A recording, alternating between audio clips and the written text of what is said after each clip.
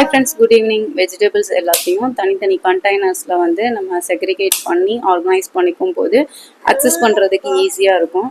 Vegetable store பண்ணுற containers கரெக்டாக choose பண்ணி வாங்கிட்டா போதும். ஸோ நம்ம வெஜிடபிள்ஸ் எல்லாத்தையும் தனித்தனியாக வந்து செக்ரிகேட் பண்ணி வச்சுக்க முடியும்.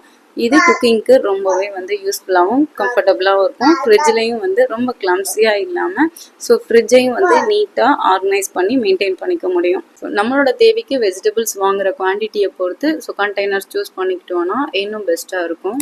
என்னோட ஃப்ரிட்ஜில் வெஜிடபிள்ஸ் இருக்கும், ஃப்ரூட்ஸ் இருக்கும். இதை தாண்டி ஃப்ரீசரில் கொஞ்சம் திங்ஸ் வந்து ஸ்டோர் பண்ணி வச்சுருப்பேன்.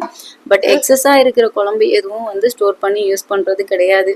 ஆல்ரெடி பட்டர் ஸ்டோர் பண்ணி 2 days ஆயிடுச்சு. ஸோ இன்றைக்கி உரிக்கிடலான்னு சொல்லிட்டு ஸோ அந்த ஒர்க்கை வந்து பண்ணுறதுக்கு தான் ஸ்டார்ட் பண்ணியாச்சு. ஃப்ரிட்ஜை நீட்டாக க்ளீனாக மெயின்டைன் பண்ணுறதுக்கு டெய்லியும் ஒரு 2 to 3 minutes மட்டும் போதும். என்னென்ன திங்ஸ் இருக்குது இல்லைன்றதை பார்த்துட்டு கொஞ்சம் பேடான திங்ஸை ரிமூவ் பண்ணிட்டா போதும், க்ளீனாக மெயின்டைன் பண்ணலாம்.